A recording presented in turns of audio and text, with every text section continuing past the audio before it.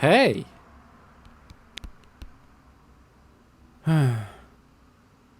First of all, take a seat and let me tell you a story.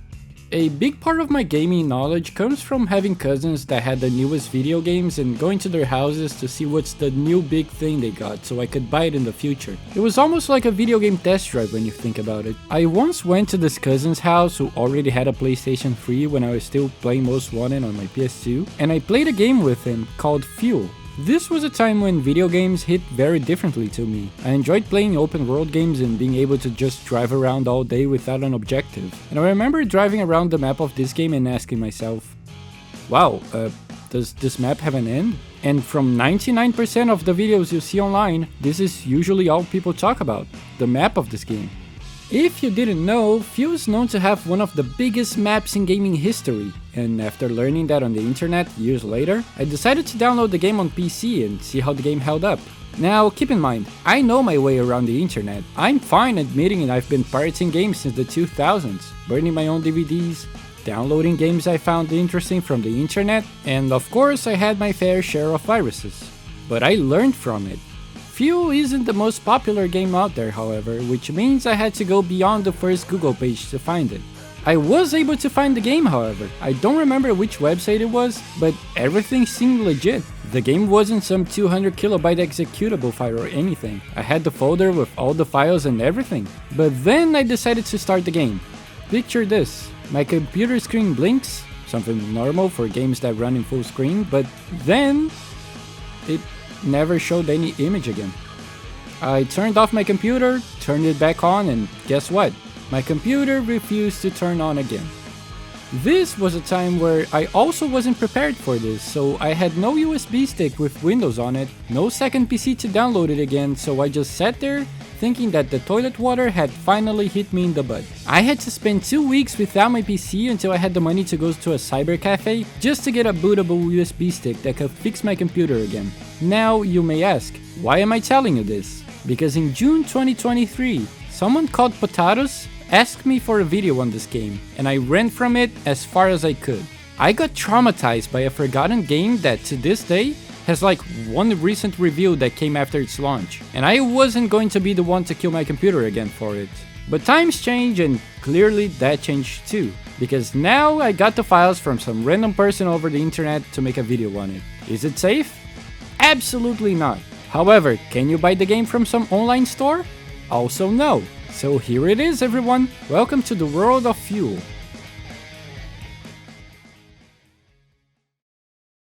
We start with a cutscene of the narrator telling us that the weather basically destroyed the earth, and while most people fled from it, others decided to stay. The cutscene on itself is awesome, just some people racing while natural disasters keep happening all around them. Just so cool. And we are then quite literally dropped into the very same world we just saw and race against 7 other people. And from that, I think it's safe to talk about the gameplay first. Oh man, the gameplay. Now, look. From all the 3 videos on the internet that have ever been made about this game, everyone seems to find the handling of the vehicles just mediocre, but I thought it was actually pretty good. Throughout the game, you get a total of 75 vehicles to play with, meaning that this is not only a car game, as you have probably seen already, but you can also find bikes, ATVs, buggies, muscle cars, SUVs, trucks, and some other stuff like a drag car and a hovercraft. And I cannot believe I'm gonna say this, but the cars in this game, which is something I thought Codemasters would make sure it played nice, have the worst gameplay in the entire game. Hell, I'd go as far as saying it's as bad as something like Super Street the game. Most cars have absolutely no weight to them, and ended up just feeling like some last addition to it because they had some extra time in their hands. Just by looking at it, you can probably see what I mean. It's like you installed some mod in a game that didn't have cars in them. The rest of the vehicles, however, are something completely different. I love playing bikes and ATVs in this game. Not only that, even things that I never thought I'd be into were extremely fun, like gigantic trucks, because why the hell not?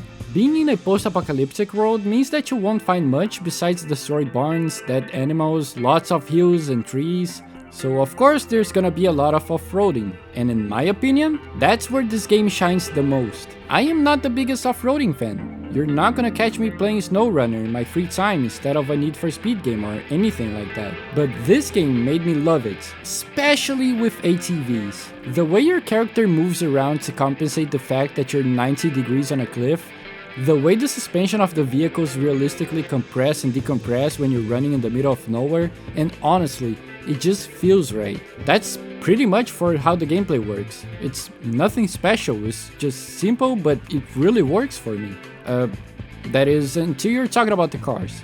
Really, you just gotta play it for yourself to see how bad it is. The graphics are just fine. I checked other games released in 2009 while making this video, and it doesn't seem to be anything special. The game sometimes has the yellow filter we all love, some nice dirt effects on the screen the more your vehicle gets dirty. The render distance is pretty bad. Like whenever you unlock a new part of the map, you get this cutscene showing you how different the new place is. And even then, the devs decided not to give the render distance an upgrade, so you can see everything popping up even on those cutscenes. That is something I thought was pretty bad. The camera is something that I love in this game, however. If you use the default camera like I did, you get a dynamic camera that focuses on the lower back of your vehicle and shifts to the side whenever you turn. So if you turn right, the camera will also shift to the right, so you can see what's ahead of you. I don't know about you guys, but I thought that looked pretty awesome. And if you remember well, other games did the same. Even recently, Need for Speed 2015 has something like that as a default camera that everyone instantly changed when getting into the game. But in my opinion, it gets points for doing something different. Love that. I think this is where I should start talking about the thing that everyone knows about this game, which is the map. But if you didn't know, I'll give you a quick explanation. This game has an insanely big map. If you've ever seen one of those videos comparing maps from different games and their sizes, you probably spotted Fuel somewhere there. After games like Red Dead Redemption 2, GTA 5, Test Drive Unlimited 2, and yes, even The Crew. Quick reminder that this game was released in 2009 on consoles. That means the Xbox 360 and PS3. 14.4 thousand kilometers square in a single disc without any loading screens. You can literally just drive the entire map non-stop while listening to your favorite music and forget life exists. That, of course, would take you a long time. I saw this video by How Big Is the Map where he drove from the southeast of the map to the northwest, and it took him a total of 2 hours. So I cannot even begin to imagine someone who has the balls to go all around it. It's actually insane. That doesn't come without its downsides, however, as if you're looking for a map full of details and little secrets, you'll be extremely disappointed. The game does have collectibles and things that you can unlock throughout the map, like vehicle liveries, clothing for your character, and apparently there's also some procedurally generated fuel barrels, which can show up anywhere on the map and give you some extra currency, which, yes, fuel is this game's currency.